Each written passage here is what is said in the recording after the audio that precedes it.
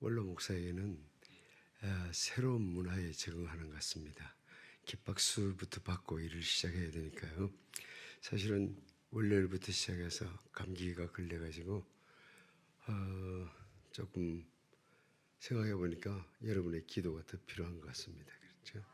우리 하나님께서는 저는 월요일 대에서 감기 걸렸다는 거 알지만은 창세기부터 모든 것을 아시는 분께서 아마 이 상태에서 제가 말씀을 전하는 것이 가장 유익하다고 생각하셨는지 모르겠습니다.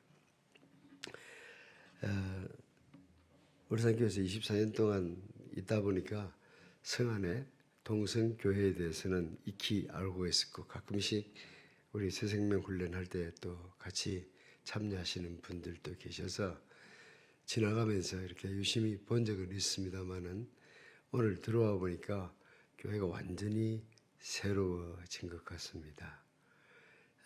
이제 남은 것은 우리의 마음만 새로워지면 될 것 같습니다. 한국 교회의 옛 전통에 따라서 새해 백두에 갖는 사경회, 본래 우리가 사경회 그랬어요.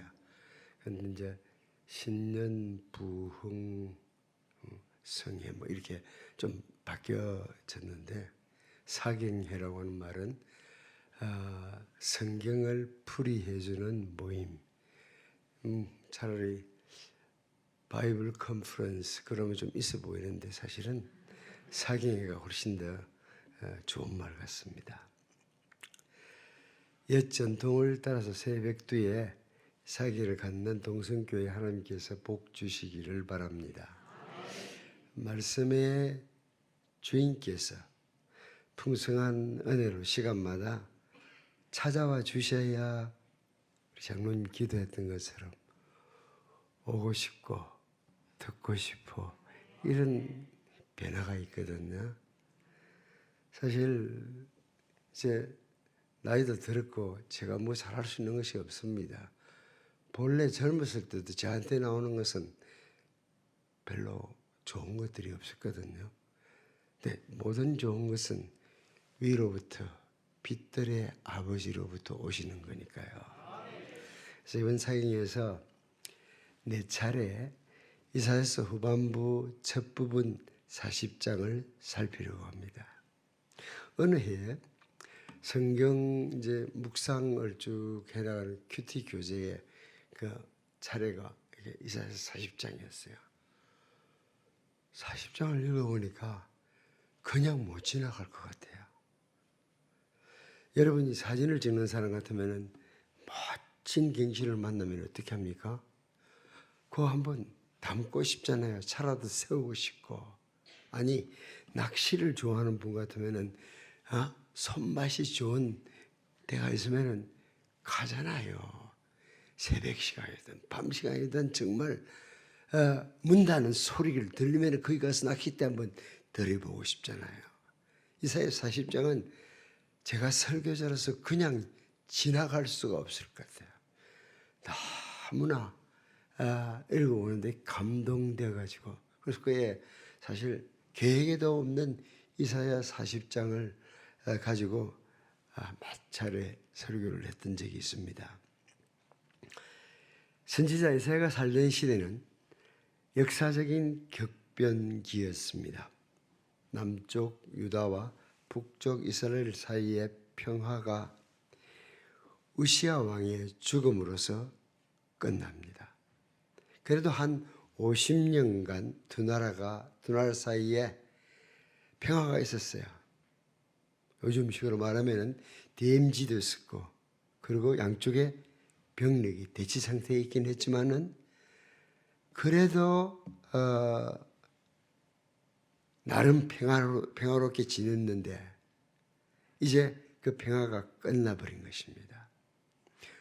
북쪽 이스라엘이 수리아를 등에 업고 침공해 왔습니다. 북쪽이 남쪽을 침공했다니까요. 그때 역시 남침이었어요. 아십니까? 네. 남침의 말 발굽 소리가 국경을 뒤흔들었어요. 최근에는 탱크를 가지고 들어왔지만은 그때 당시 싸움은 말입니다. 기마병이 앞장서 가지고. 근데 쳐들어왔지만은 결과는 오히려 북이스라엘의 참패였어요. 10년이 채가지 않아서 지도상에 이스라엘은 사라지고 말았습니다. 남유다의 입장에서는 속 시원한 일처럼 느낄 수 있었겠지만은 장기적인 안목에서 보면은 결코 남쪽 유다의 유익이 되지 못한다는 것입니다. 이제 남쪽 유다는 거대한 세계 제국 아시리아와 접경하게 됩니다. 아시리아는 처음부터 제국을 꿈꾸는 큰 나라를 세워가는 꿈을 가지고 있었어요. 보통 상황은 상대방의 영역에 쳐들어가서 빼앗았고 빼앗아 오면 끝나는 싸움이지만은 한민족을 뿌리채 뽑아가지고 그냥 당신의 설계대로 나라를 세우는 세계 제국을 세우는 것이 아시리아의 꿈이었습니다. 그렇다 보니까 아시리아하고 국경을 맞대고 있다는 것은 지금 생존 자체가 위협을 받는 겁니다. 이사야 39장을 보면은 하나님의 말씀이 전달됩니다. 이사야가 히스기야 왕에게 이르되 왕은 만군의 여호와의 말씀을 들으소서. 보라, 날이 이르리니 네 집에 있는 모든 소유와 네 조상들이 오늘날까지 쌓아둔 것이 모두 바벨론으로 옮긴 바 되고 남을 것이 없으리라. 여호와의 말이니라. 또 네게서 난 자 중에서 맺이 사로잡혀 바벨론 왕궁의 환관이 되리라. 하나님 말씀이 전달됐는데 히스기야 왕 반응 한번 보세요. 여호와의 말씀이 좋습니다. 아멘입니다. 이러는 거예요. 나라가 얼마 못 가서 다 약탈당하고 왕자들까지 환관으로 잡혀가는 그 비참한 날이 온다고 그러는데 나의 생전에는 평안과 견고함이 있으리로다. 그러니까 자기 왕위를 보전받은 것만 가지고 여호와의 말씀이 좋습니다. 그러니까 굉장히 신앙이 있어 보이잖아요. 심판을 선언하는 여호와의 말씀이 좋습니다. 옳습니다. 이러는 거예요. 그의 불순종 안일함의 대가는 후일 남쪽 유다마저 바벨론에게 패망하고 맙니다. 민족의 앞날을 생각하던 선지자로서는 도무지 납득할 수 없는 히스기야의 말이었습니다. 때가 되어서 남쪽 유다가 이제 바벨론의 포로가 됩니다. 전쟁의 아비규환 속에 낙엽처럼 무생명이 떨어져 나간 그런 날을 한번 상상해 보십시오. 지아비를 잃은 지음이여 울부짖으며 어버이를 사멸한 어린 것들의 눈물을 생각해 보십시오. 전쟁은 죽은 사람과 산 사람 모두에게 처참한 한판의 아수라장입니다. 어쩌면 죽은 사람이 차라리 복되다고 생각이 들 만큼 지금도 지구 곳곳에서 그런 싸움들이 일어나고 있지 않습니까? 겨우 전쟁의 칼날을 피해 가지고 남은 무리 역시 생판 낯선 곳으로 엮여져서 지금 끌려가고 있습니다. 날만 새면 계속되는 지긋지긋한 열화의 끝에 기다리는 것은 낯설고 물선 이국 풍경입니다. 말단병정이 내리치는 채찍을 매달하고 피곤한 다리를 이끌고 끌고 끌려가는 행렬입니다. 날마다 계속되는 강제노동 속에서 죽지 못해서 사는 이스라엘의 신세 유다의 운명입니다. 봄, 가을 거듭 지나면서 두 손가락 다 꼽아도 모자라는 횟수는 덧없이 지나가는데 세월이 지나가니까 잡혀왔던 사람들 한둘씩 그 땅에 묻히기 시작하는 겁니다. 새로운 햇살이 비쳐도 희망의 징조는 보이지 않고 속박에 찾고는 구두만 같습니다. 강제노역에서 풀려나는 날은 죽는 날이었습니다. 죽는 날 그 노역에서부터 풀려나는 겁니다. 일반 백성 말할 것도 없고 왕손마저 환관이 되어서 남자로서 거세를 당해서 궁중에 섬기는 시종 노릇을 하는 겁니다. 들려오는 소식이라고는 참담한 것밖에 없고 눈에 보이는 현실도 비참하기는 마찬가지였습니다. 말씀에 불순종한 대가를 살리 깊이 느끼는 그때에 들려온 하나님의 음성이 오늘 읽은 말씀입니다. 너희의 하나님이 이르시되 너희는 위로하라. 내 백성을 위로하라. 너희는 예루살렘의 마음에 닿도록 말하며 이전 번역 같으면은 정다히 말하며 그것에게 외치라. 그 노역의 때가 끝났고 그 제약의 사함을 받았느니라. 그의 모든 죄로 말미암아 여호와의 손에서 벌을 배나 받았느니라. 맨 먼저 이사야가 선포하는 메시지의 기본 주제는 하나님에 관한 소식입니다. 사실 오늘 교회에 나온 사람이든지 집에서 텔레비전 앞에 앉아있던 사람이든지 사람이라고 하면은 신에 대해서 나름 생각을 해본 적은 있을 것입니다. 그게 인간과 다른 피조물과의 차이입니다. 상당히 지능이 탁월한 짐승들도 있지만은 그들이 예배하는 제단을 쌓은 적은 없습니다.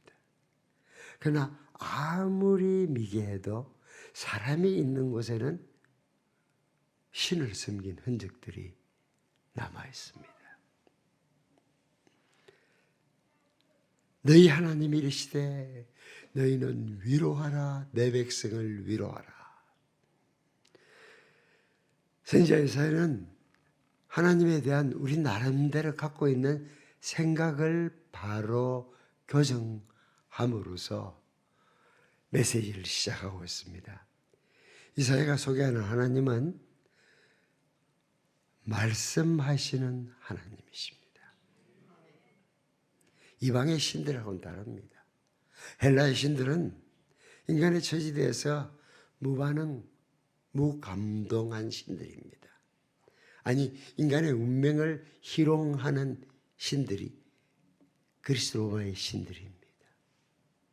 그러나 성경의 하나님은 우리를 보실 뿐만 아니라 우리의 삶 속에 개입하시는 하나님이십니다. 우리에게 말씀하시는 하나님입니다. 너희의 하나님이 이르시되 너희의 하나님이 말씀하시되 그런 말이잖아요. 어떤 사람들은 저걸 대보름에 오면은 달님에게 소원을 빌기도 합니다. 바닷가에 사는 사람들이 우상성 미는 일에 상당히 앞서 있죠. 달님에게 소원을 빌어도 달님의 대답을 들은 사람은 아무도 없습니다. 조화로움 열심히 부처 앞에 가서 빌어도 대답이 없습니다. 입이 있어도 말하지 못하는 신상 앞에 빌고 있는 어리석은 사람들이 성 안에 있을까요? 없을까요? 많이 있습니다.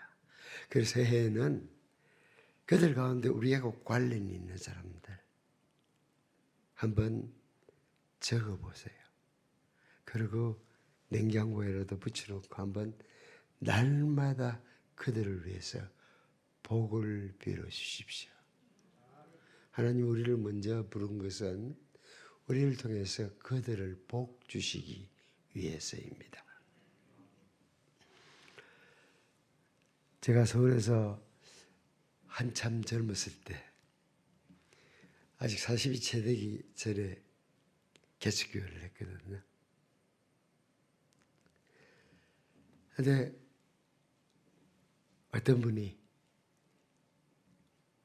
완전히 남편 사업이 다 말아먹고 그 가난한 살림살이에 가구에는 빨간 딱지가 붙어 있고 화장품 수리를 끄고 다니면서 화장품을 파는데 월급마저도 차압을 당하는 이런 상황에서 화장품을 팔다 보니까 우리 집사님하고 만났어요. 기왕 얼굴에 화장품을 바르려면은 전도의 도구로도 쓸 수 있거든, 팔러 온 사람한테. 그래서 복음을 전했어요. 이분이 해는 져서 가는데 집에 가는데 막막하잖아. 답이 안 보이니까 부엌에서 밥을 하다가 저녁살을 씻다가 하나님 살려주세요. 기도도 배운 적이 없으니까 하나님 살려주세요. 그 정도 소원을 아는 건 누군 다 하거든. 하나님 알려주세요 하는데 갑자기 귀에 들리듯이 내가 살려주고 말고. 우리 하나님은 말씀하시는 하나님이십니다. 우리 상황에 개입하시고 도와주시는 분입니다. 왜 하나님이 우리를 도울까요? 하나님은 우리 하나님이시기 때문입니다. 사람은 하나님이 만든 피조물입니다. 너희의 하나님이라고 소개하고 있습니다. 특별히 이 표현은 하나님과 그 백성 사이의 언약 관계를 말해주고 있습니다. 우리 하나님은 우리와 특별한 약속을 하셔서 어쨌든 나는 너를 내 백성으로 삼고 말겠다. 그렇게 소화로 볼 뿐만 아니라 일주일에 일이 어느 날이든지 어느 시간이든지 기도하면 하나님이 들으십니다. 기도 여러 가지 방식으로 할 수 있어요.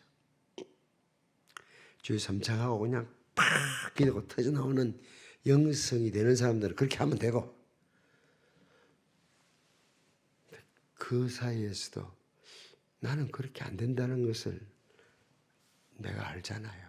나는 그렇게 기도가 터져나오지 않는데 하는 것처럼 그렇게 하면은 하나님이 제일 싫어한다니까요.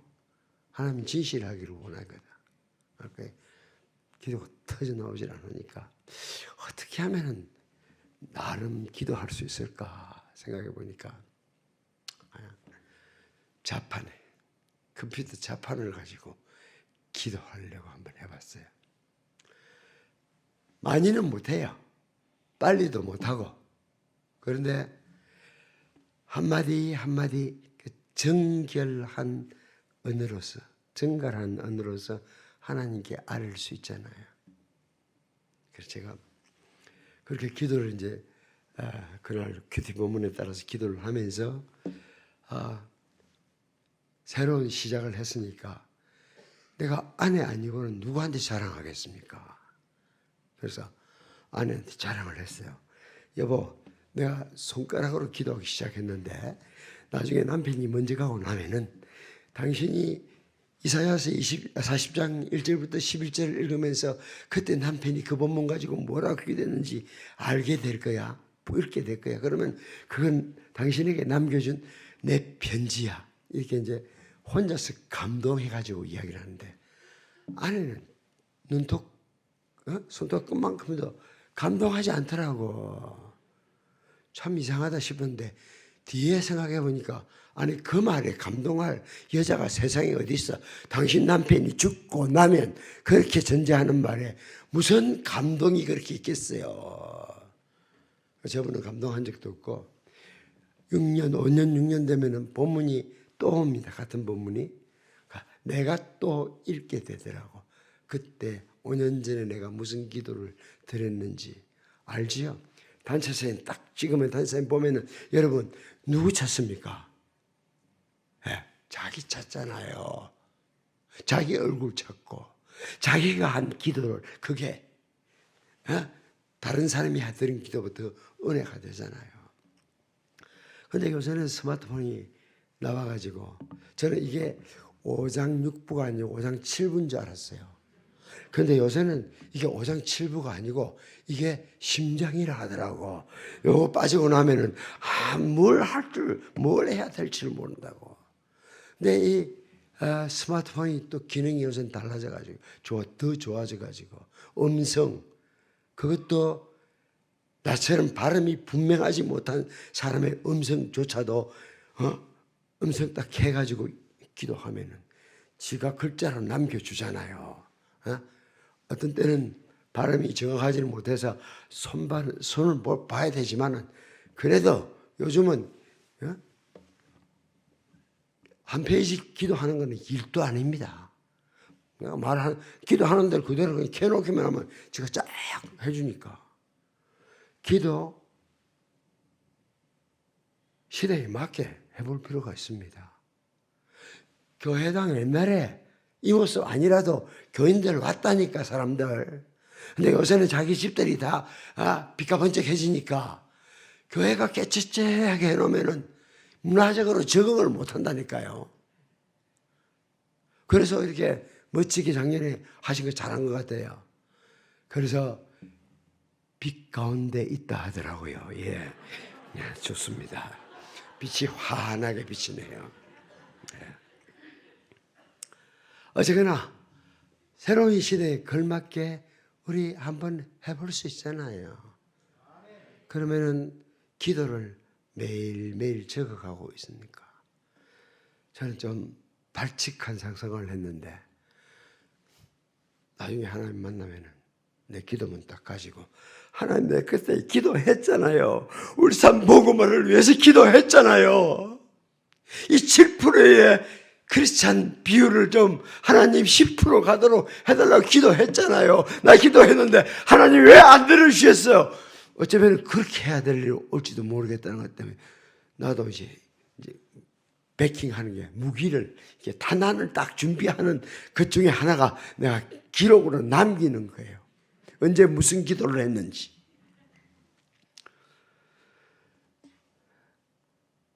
구약에서는 너희 하나님이라고 소개하고 신약도 찬송하리로다 그는 우리 주 예수 그리스도의 하나님이시요 자비의 아버지시요 모든 위로의 하나님이시며 우리의 모든 환난 중에서 우리를 위로하사 우리를 하여금 하나님께 받는 위로로서 모든 환난 중에 있는 자들을 능히 위로하게 하시는 이시로다. 그래서 신정에 이런 시간을 갖는 것은 하나님이 어떤 분인지 내가 생각해온 하나님이 아니고 성경이 말하는 하나님이 어떤 하나님이신가. 제가 한 꼭지 말씀드렸어요.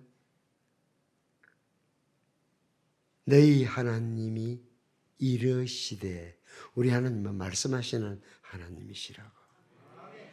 또 이사야를 통해서 다가오시는 하나님은 위로하시는 하나님이십니다. 하나님을 두려워하고 멀리하지 마세요. 우리의 행복의 방해꾼처럼 기피하지 마십시오. 그분은 행복의 원천이시고 생수의 근원이십니다. 왜 하나님하고 가까이 안 오려고 하냐면 뭔가 이게 맺힌 게 있고 뭔가 이게 가릴 것이 있기 때문에 그렇습니다. 하나님은 우리를 불쌍히 여기시는 분입니다. 당신을 알면 우리가 너무 행복할 건데 엉뚱한 것을 붙들고 사니까 나오는 이 한숨이고 자매는 그 더러운 말들을 가장 사랑하는 사람에게 퍼붓는 사람 만나게 완전 마귀 모습이지. 그렇죠?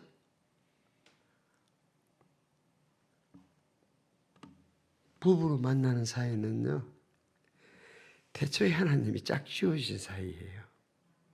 우린 전통적으로 그렇게 믿고 살았어요. 사람이 갈라놓지 못한다고 배웠어요. 죽음이 두 사람을 갈라놓기 전에는 사람이 갈라서는 올 수 없다고 배웠어요.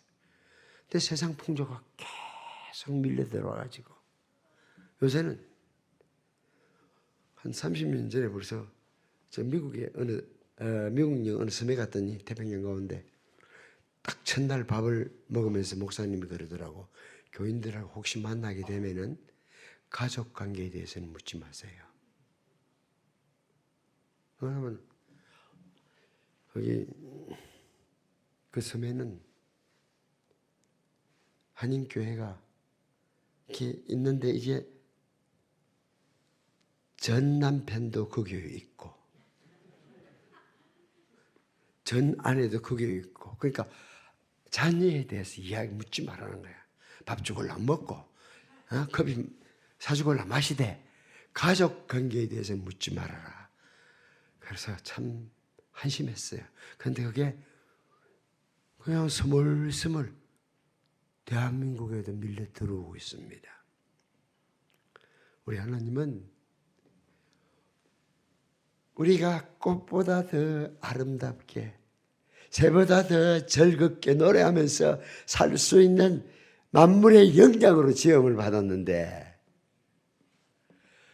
우리가 한숨 푹푹 쉬면서 밤을 하얗게 세우는 걸 보면은 우리 하나님이 너무 마음 아프잖아요. 그래서 너희는 예루살렘 마음에 닿도록 말하며 그것에게 외치라는 겁니다. 모든 사람이 하나님에 대한 생각을 바로 하기 전에는 행복할 수가 없습니다.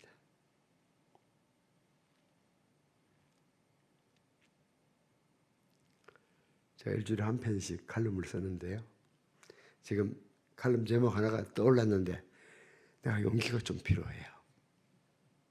왜냐하면 요새는 여자분들이 워낙 드세가지고 빼도 못 치를 것 같았어. 자, 질문은 그겁니다. 시집살이 없으니까 행복하더냐 하는 겁니다. 한때는 시자 들어가는 걸 다 싫어하더라고. 시금치조차도 싫어하더라고. 근데 요새는 더 이상 시자를 무서워하는 시대가 아니잖아요. 시어머니가 며느리 눈치를 살펴야 되는 이런 세상이 왔는데 그래서 그대들은 시집살이가 없어서 행복해졌냐고 묻고 싶은 겁니다. 내 마음대로 하니까. 세상에 우리 남자들이 참 많은 죄를 지었거든요. 저도 그거 잘 알아요. 이 반만 년 동안에 남자들이 아내에게 여성들에게 했던 죄악을 생각하면은 세상에 남아있다는 게 신기할 정도로 많은 죄를 지은 건 맞아요. 그건 알아요. 그렇지만은 반만 년 동안 지은 죄를 이 시대의 남자들이 다 짊어지기에는 너무 힘들잖아요. 조금 긍휼히 여겨줘야 돼요. 그렇게 마음대로 한다고 여러분이 행복해지는 게 아닙니다. 하나님께서는 하라, 말라.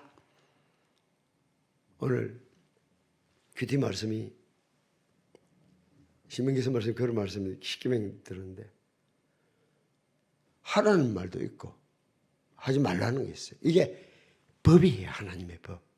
그 안에서 우리가 살도록 했는데 하라고는 안 하고 하지 말라고는 하고 이래가지고 행복해지나요? 무슨 사람이 시어머니도 아니고 남편도 아니고 오로지 무슨 거는 중이 학생밖에 없어. 아들밖에는. 이래가지고 행복해지는 게 아니거든.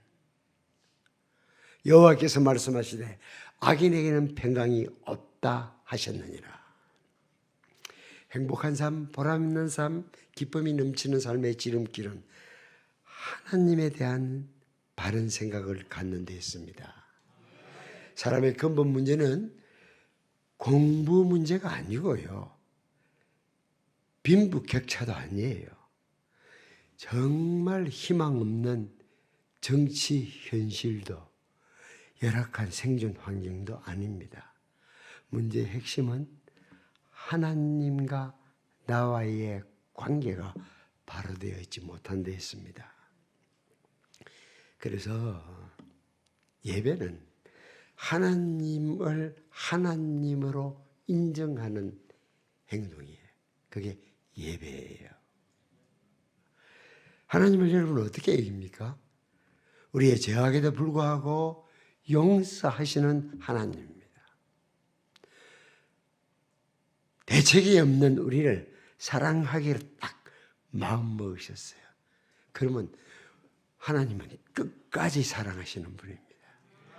그 하나님의 성품을 우리가 불변하시다 그래요. 좋은 괜찮은 표현을 해서 불변하시다 그러는데 그냥 우리가 시상에 쓰는 은어로 가지고 말하면 우리 하나님은 외고집장이다 이런 이야기야. 딱 한번 마음 먹으면은 우리를 그리스도의 신부로서 빚을 가고야 마는 겁니다. 그러니까 알아서 말 잘 듣는 게 최고거든요. 때려서라도 하나님께서는 반드시 해야 되는데 맞고 들어갈래? 그냥 들어갈래? 이렇게 결정하는 거예요. 그렇죠? 하나님 여러분을 택했으면 중간에 폐악적인다고 그냥 포기하지 않습니다. 어쩔 수 없는 인생임에도 불구하고 하나님은 우리가 행복해하는 것을 너무 좋아해요. 우리가 마음에 기쁨이 있으면은 하나님의 입이 귀에 걸립니다. 그래서 새해가 참 복되고 새해에 말씀 듣는 시간을 집중적으로 갖는다는 거, 이것은 진짜 좋은 전통을. 그리고 이처럼 좋은 예배당 만들어 놓고 아니 하나님 앞에 말씀을 집중적으로 듣는 일 하지 않고 어쩌겠어요? 저도 5살 때부터 엄마 따라서 교회를 갔거든요. 내가 신앙생활하는 걸 쭉 돌이켜보면 내 신앙이 이렇게 성장의 마디를 남긴 것은 말씀을 집중적으로 듣는 그 기간들이더라고요. 일주일에 한 번 들어가지고는 겨우 맹맥을 그냥 유지하는 거고 조금 으쌰으쌰 해가지고 좀 자라는 기간은 집중적으로 말씀을 듣는 기간이에요. 이제 겨우 지금 4번 모이지 않습니까? 옛날에는 안 그랬거든. 월요일 밤부터 시작하면 토요일 새벽까지 했거든. 하루 3번씩. 기억합니까? 네. 그래서 어쨌거나 힘써 그분을 배워가는 기회는 복된 기회입니다. 여러분의 삶은 어때요? 강제 노역을 하는 것 같습니까?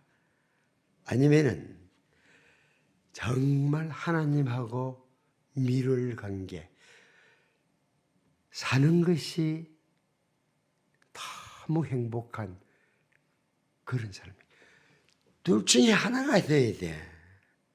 그럴 수밖에 없는, 하나님을 떠나 살면은 강제노동의 삶처럼 비참한 것이고, 하나님을 정말 제대로 알면은 사는 것이 황홀한 삶이어야 합니다. 하나님은 신앙인들이 너무 행복하게 살기를, 당신이 만든 태양보다 우리 얼굴이 더 빛나기를 하나님은 원하시거든요. 속지 마세요. 엔티에이징 크림이라고요? 아이고, 진시황도 손에 넣지 못한 것을 갖다가 바른다고 이게 된다고 생각하면 안 돼요. 이 얼굴은 그래도 하나님이 우리한테 맡겼잖아요. 각자가 자기 얼굴에 대한 책임은 져야 되거든. 그런데 새벽 기도 나올 때 세수하고 화장 안 하고 나오면은 목사님이 안 보려고 고개 숙이고 이래가지고는 안 돼. 그럼 이거 완전히 망가져가지고 이게 복음 불가능하게 됐기 때문에 그런 겁니다. 그러니까 그러지 말고 그냥 찬물에 세수하고 나와도 될 만큼.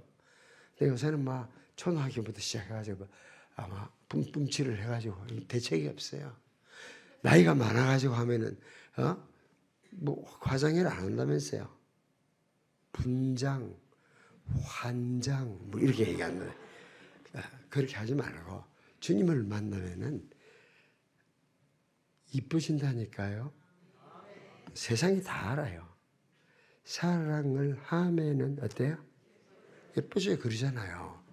사랑을 하면 예뻐지는데 하나님을 사랑하는 마음, 거울 보는 시간만큼 말씀의 거울을 통해서 자신을 보게 되면은 이쁘십니다. 나이를 초월한 아름다움이 있어요. 중세 화가들은 신앙 좋은 사람을 그릴 때 얼굴 둥글게 이렇게 띠를 둘렀죠. 후광이라고. 나오는 광채가 있다니까요. 우리 사람이 조금 넓잖아요. 저 뒤에 앉아있는 사람들. 어떤 때는요. 어떤 분이 참 새벽기도 인도하고 이럴 때 보면 이뻐 보여요. 그거 참 이상하다. 실제로 이뻐진 건 아닌데. 만나보면은 절대 태생적으로 이쁜 건 아닌데. 그래도 하나님을 마음속에 모시고 하나님과 미룰 관계에 들어가 있는 그 모습은 참 아름다운 모습이었습니다. 지금은 얼마나 살기 좋아졌어요. 그래서 어떻게 보면 참 모두 행복한 것처럼 보여요. 가까이 가보세요. 100평짜리 아파트라고. 넓어서 좋다고요. 한번 만나보세요. 내가 젊은 네한테 내가 이 말 하기는 참 미안한데 이러면서 사연 내놓기 시작하면요. 끔찍해요. 근데 그 집에는 엄청 물건들이 많대요. 왜냐하면 남편으로부터 사랑받지 못한 그 허한 것을 채우기 위해서 그냥 막 채워놨어요. 그래서 이 젊은 집사님은 그 집에 올라가고 막 한 보따리씩 아예 그냥 이게 가지고 올라오란대요. 그래야 싣고 갈 거니까요.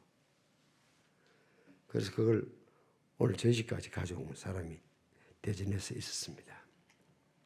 옛날에는 장호지 바르고 살았잖아요. 문풍지 발라야 됐고 구멍 하나 뚫리면은 황소바람 들어온다고 얼마나 걱정했습니까? 바늘 구멍에 황소바람 들어온다고. 겨울 새벽에 일어나서 부엌에 나가려면 옷 제대로 챙겨 입고 나가야 됐어요. 지금처럼 그냥 잠옷 입고 거실에 있는 싱크대 앞에 서지를 못했다니까요. 지금 뭐 더운 물, 찬물 다 나오고 첨단 시스템이 갖춰져 있어가지고. 근데 속사정 들어보면 사람은 바뀐 거 없어요. 리모델링 한 것처럼 겉은 바뀌었어요. 하나님을 떠나는 인생길은 외롭고 고달픈 길입니다. 겉으로만 인생을 보면 안 돼요. 가까이 다가가 보면은 절대 내가 약속할 수 있어요. 왜냐하면 하나님이 그렇게 말씀하실 거다. 이사야 40장부터 39, 27로 끝나는데 그 49장 그 다음 또 9장 뒤에 그 다음 9장 뒤에 딱 가보면은 후렴처럼 나오는 말이 여호와께서 말씀하시되 악인에게는 평강이 없다 하셨느니라. 하나님 몰라도 돈 벌 수 있고 줄 설 수 있어요. 그러나 평강은 없어요. 인생을 하나님을 떠난 사람들은 오늘도 마찬가지입니다. 외롭고 고달프고 무의미합니다. 강건하면은 70, 80을 헤아리지만은, 아니 그걸 넘어서 요새는 100세 시대라고 말하지만은, 하나님을 떠난 삶은 외롭고 고달프며 무의미합니다. 우연히 제가 신춘문에 당선된 글을 하나 읽었는데, 등장하는 인물들은 나이가 많은 어른이에요.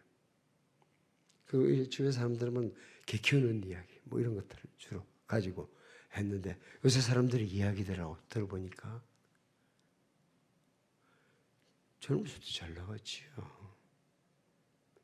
남편도 빵빵했고요.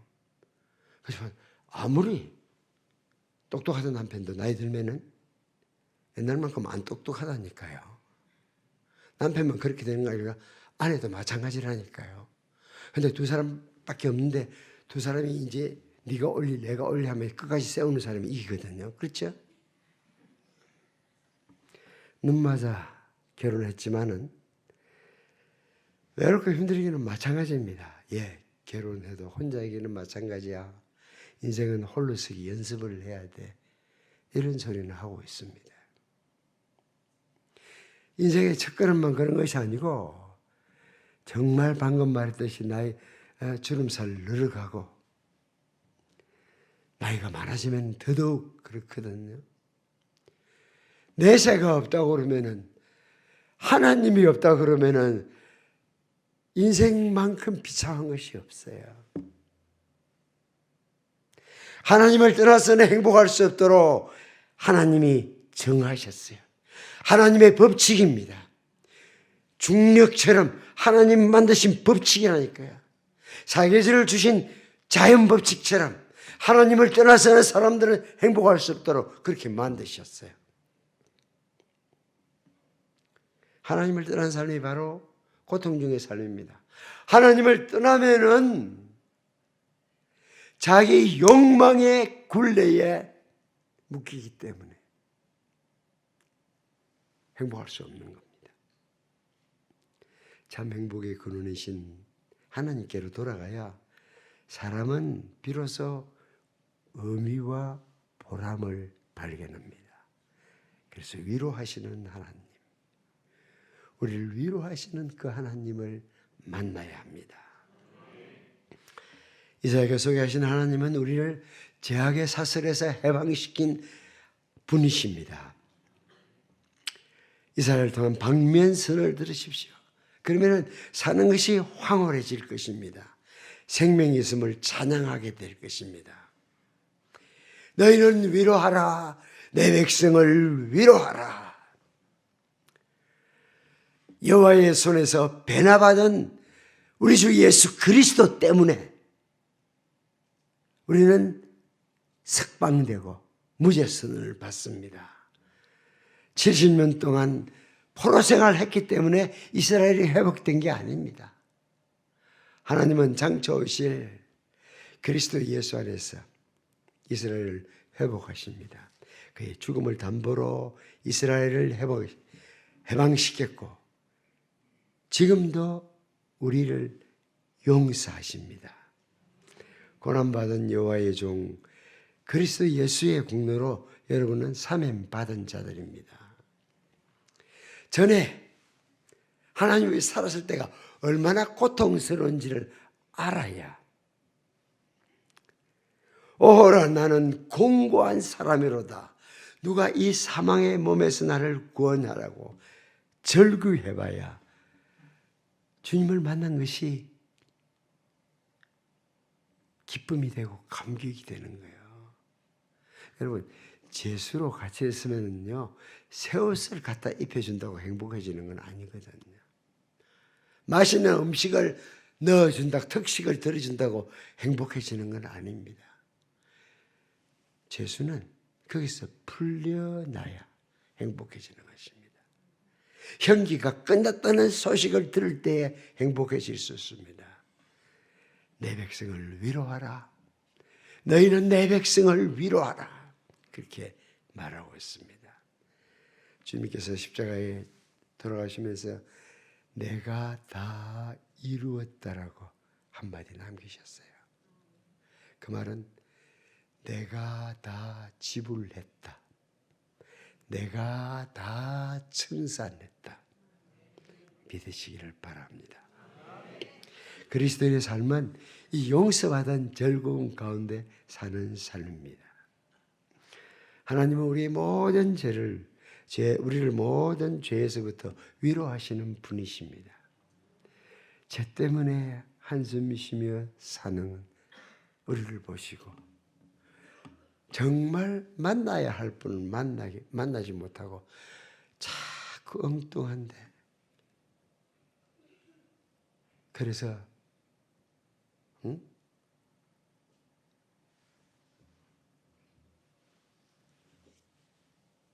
말씀대로 부부가 서로 사랑하지 않고, 그러면은 여자들의 관심이 누구한테 쏠리죠?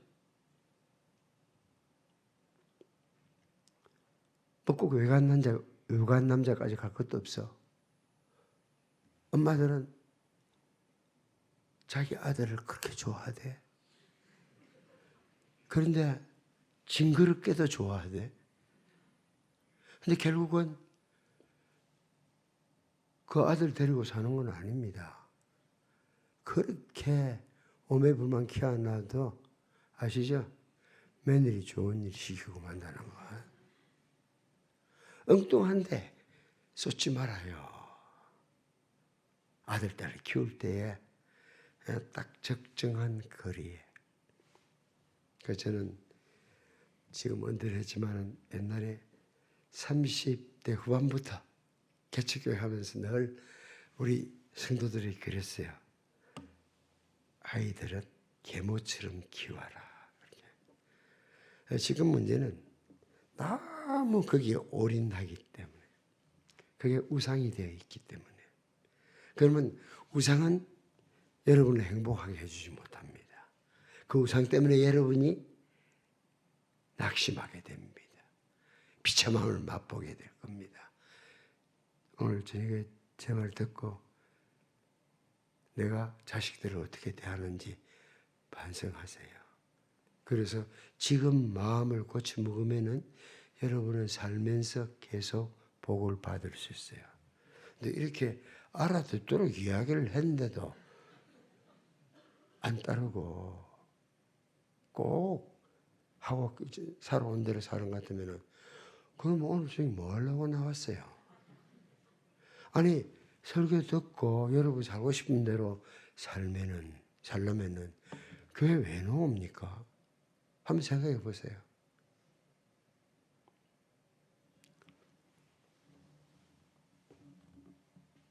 여기 울산에 제가 지금부터 한 거의 20몇 년 전에 27, 8년 됐겠네요. 처음 왔을 때에 우리 교회에 그런 분이 계셨어요. 그 여자 집사님은 딱 만나서 차 한 잔만 마셔보면은 얼마나 똑소리 나는 여자인지를 알 수 있어요. 절대 누구한테 속을 리가 만무한 사람이에요. 근데 그 집 남편은 만나보면은 압니다. 엄청 착함. 나 엄청 착함. 이렇게 사는 사람이에요. 그런데 이상하게 중매하는 자리에 나가서 만났는데, 이 여자분은 소원이, 그때는 30년 더 된 이야기니까 현대 다니는 사람하고 결혼하는 것이 이 분의 꿈이셨어요. 근데 그날 그 남자가 현대 작업복을 걸치고 나온 거예요. 근데 속이려고 그런 거 절대 아닙니다. 그래서 그분은 절대 그런 잔머리를 굴리는 사람이 아니에요. 입을 거 그것밖에 없으니까, 그래도 좀, 그러자 그것밖에 없으니까 걸치고 나간 거예요. 그러나 여자분은 꿈이 그거잖아요. 현대 다니는 사람하고 결혼하는 꿈이었으니까 딱 걸렸어. 그걸 결혼했어. 만나보니까 꽝이잖아요. 얼마나. 이리자바는 자라면서 부모 없이 자랐으니까 아이들 학대하지 않으려고 자기가 학대받고 자랐잖아요. 근데 어느 날 보니까 성경 공부를 하면서 보니까 자기야말로 자기 자녀들을 그렇게 처녀 때 결심했던 그 결심은 어디 갔냐고 하고 남편한테 속은 것 때문에 남편이 속였습니까? 자기가 속인 거지. 아이들만 줍해는 거야. 그래서 3살, 5살짜리를 앉혀놓고 성경에 배운 대로 아이들한테 가서 무릎 딱 꿇고 사과했어요. 미안하다. 내가 이제는 말씀대로 하겠다. 그 집 큰아들이, 그 집 아들이 대학에 들어간 다음에 연락이 왔어요. 밥을 한번 사겠다고. 뭐 평소에 밥을 먹었던 기억이 없는데 연락이 왔어요. 그래서 가서 밥 먹으면서 내가 들었던 이야기예요. 3살, 5살 때 그렇게 무릎 꿇고 아이들한테 빌었는데 그 아버지는 아이가 고등학교 다녀도 방 하나 따로 없으니까, 공부방 따로 없으니까 아이 아무개야. 나와 텔레비 봐라. 텔레비 재밌는 거 한다 지금. 그게 아버지가 고등학생에게 갔다 했던 말이에요. 근데 어느 날 그 아들이 대학에 들어갔는데 뭐 서울대 공대를 들어갔는지 뭐 그래가지고 친구들이 다 인사를 하니까 근데 그 학교 좋은 학교인가 보네. 친구들이 다 인사를 전혀. 친구들이 돈 빌려주려고 하면 빌려주고 보증 쓰고 이래서 아내로부터 계속 지탄당했던 게 무슨 말이냐면 야 이 바보야. 남편을 보고 남편이라고 한 번도 부른 적이 없는 사람입니다. 그런데 이분이 요 최근에 이런 문자 보내봤더라고요.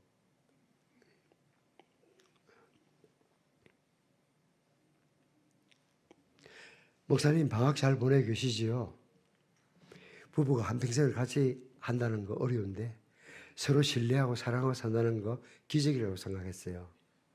물론 제 삶엔 절대 없을 거라고. 60만 되면 결혼을 생각하면서. 그런데 지금은 우리 부부도 함께 하나님을 바라보며 하나님이 짝지어 주신 부부로 회복했어요. 옆에 있는 남편도 사랑하지 못하면서 하나님과 다른 일을 사랑한다고 봉사 다니고 하는 내 모습이 너무 위선이고 가정스러웠어요. 남편을 사랑할 수 있게 해달라고 눈물로 기도했어요. 남편이 변하기 시작했어요. 제가 너무 불쌍하고 안쓰러운 마음이 든다면서 설거지며 청소, 집안일을 하기 시작하더니 예배 후에 말씀도 서로 나누고 2년 전부터 변하더니 어느새 내 마음의 미움도 없어지고 회복이 일어났어요. 남편이 사랑스럽고 고맙고 신혼이 없었는데 이런 게 신혼인가. 어딜 가든 함께하고 둘만 있는 게 너무 좋고 목사님 이런 게 신혼 맞지요? 목사님과 사모님의 서로를 따뜻하게 바라보시는 부부의 모습도 너무 부러움의 대상이었어요. 목사님과 사모님께 항상 감사합니다. 되돌아보면 너무나 많은 복을 받은 것 같아요. 아들도 하나님을 인격적으로 만나고 가족 간의 말씀 나눔이 이루어지고 손주들과 오빠와 함께 살아가는 이 땅의 삶이 조금 이렇게 비정상적인 오빠가 있어가지고 같이 살았거든요. 하나님의 나라가 이루어지는 가정 되도록 힘쓸게요. 사랑하고 존경합니다. 항상 건강하세요. 정말 속을 수 없는 사람이 속일 줄 모르는 사람이 서로 속고 이렇게 속여가지고 부부 되었는데 결혼할 때 약속했대 남편한테. 내가 화나서 때리면 그대로 맞아달라고. 남편이 그걸 다 지켰어. 여자가 술 먹고 결혼해 보니까 꽝이니까 화나잖아요. 그러니까 술 마시고 그러니까 남편 패고 아이들 패고 이러던 분이셨습니다. 들어보셨죠? 복음은 사람을 변하게 만듭니다. 복음은 사람을 변하게 만들 수밖에 없어요. 사는 것이 황홀해져야 여러분이 예수님 만난 사람이에요. 전능하신 하나님은 우리를 변화시키고도 남습니다. 온 세상을 봄 되면은 아름답게 빚어가실 거예요. 그분이 우리 가정 바꾸는 거 일 아닙니다.